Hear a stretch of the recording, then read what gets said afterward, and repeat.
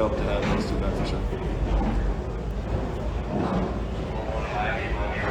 Ime, tonight you guys, according to Second Spectrum tracking data, switched on 33 pick and rolls, allowed only 15 points, caused 2 turnovers.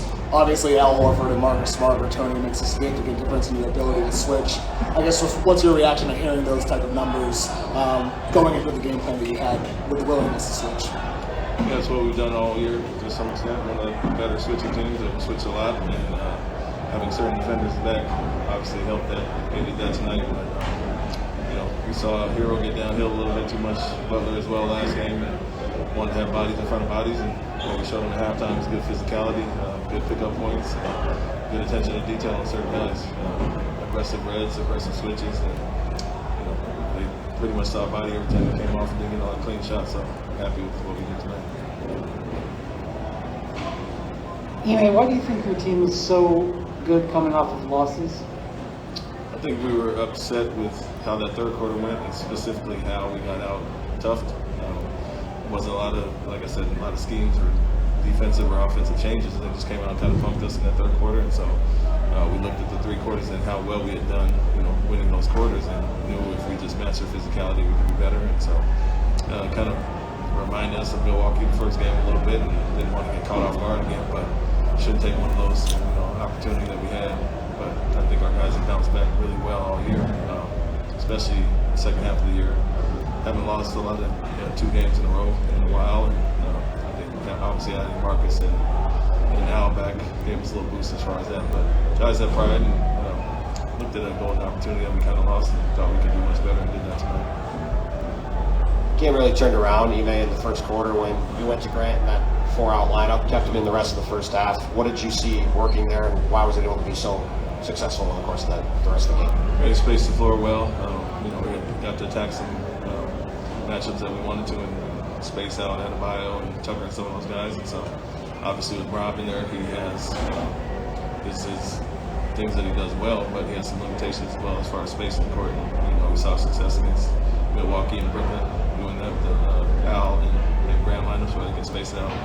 We can attack multiple ways. And so, create a lot of open shots, a lot of open threes that he got going, but also open up lanes for our drivers.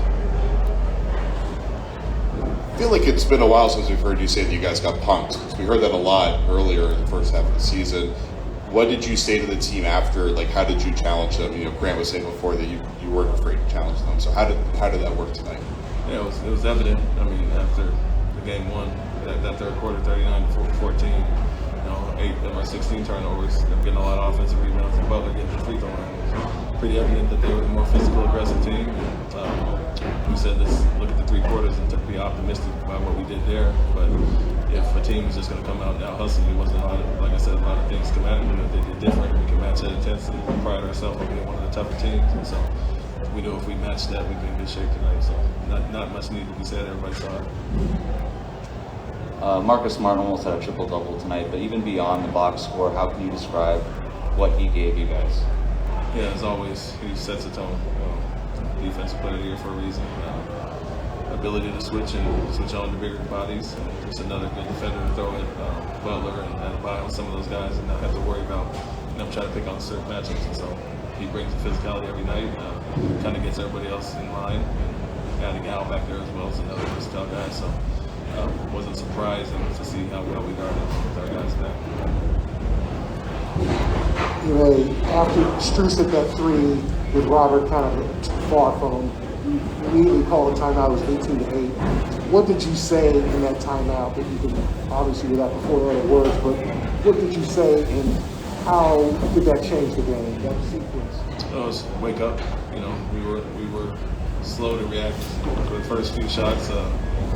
Switching too low on their shooters, and that's something we didn't do a great job of last game. So we understand who they are and who their scorers are and who their shooters are and how we need to switch accordingly, according to the personnel. And so just simple message, and we need to wake up and react a little bit quicker. Al gave up one as well, and Jalen was too low on one, so clean that up pretty quickly and finish off the quarter well. Going back to Marcus and actually kind of going into the box score, he had the 5 threes, he had a couple of key steals there in the third, and then all the assists. When you look at those numbers, what are you most impressed by in terms of him and coming off this one? I always look at it as assists and turnovers. He's had quite a few, like I said, had 12 in one turnover game, kind of dictating everything out there and getting us into things. And I'm not, like I said, I'm not the type of coach that wants to call a play every time down. I leave it in his hands and he usually makes the right decision, understands who to get going and who's the hot guys are. And he did a great job of that tonight, playing against the closeouts. They're a heavy load team that, flies out on shooters, and he did a great job driving, making extra passes, and get guys easy shots.